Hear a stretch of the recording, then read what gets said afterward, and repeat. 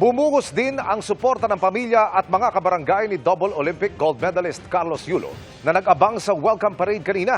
Ang kanyang lola, masayang-masaya raw na muling masilayan ang apo.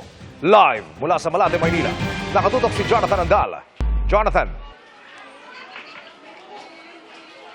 Emil, hanggang ngayon ramdam pa rin ang Carlos Yulo fever dito sa kanilang barangay sa 711 sa Leverisa Street sa Malate, Maynila. Kanina ay dumagsa yung kanyang mga kabarangay, yung mga kabarangay ni Kaloy na hindi magkamayaw sa pagsalubong sa kanilang double Olympic champion. May dala pa silang standee ni Kaloy. Halos mapuno ang Quirino Avenue sa dami ng nag-abang. Kasama dyan ang kanyang lola na si Angelita Pokis at mga kapatid nito. Masaya raw siya na nakita ulit ang apo. Bagamat hindi raw nagtagpo ang mata nila dahil nagbibigay ng autograph noon si Kaloy. Ano pakiramdam? Masaya.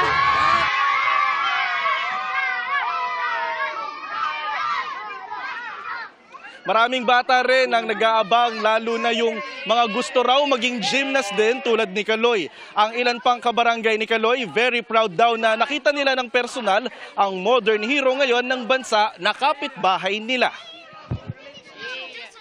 Proud po ako dahil kabarangay ko po yan. Mabuhay ka, Kaloy! Uwi ka na sa Liberisa. Kasi po proud po ako sa kanya. Gusto ko din po maging kagaya niya.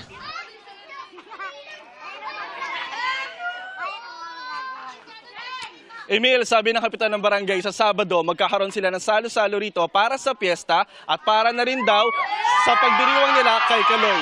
Mula rito sa Malate, Maynila, balik sa iyo, Emil. Maraming salamat, Jonathan Andal.